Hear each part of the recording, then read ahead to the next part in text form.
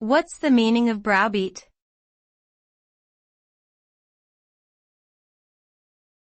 Browbeat.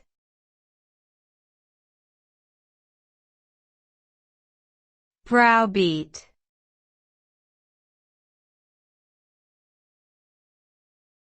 Browbeat.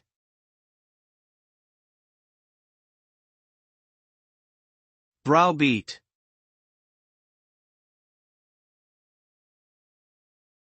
The word browbeat means to intimidate or bully someone into doing something they may not want to do through the use of threats or forceful behavior.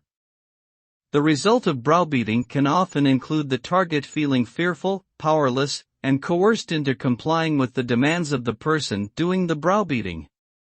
This type of behavior can be harmful and abusive, leading to a loss of trust and respect between the two parties involved.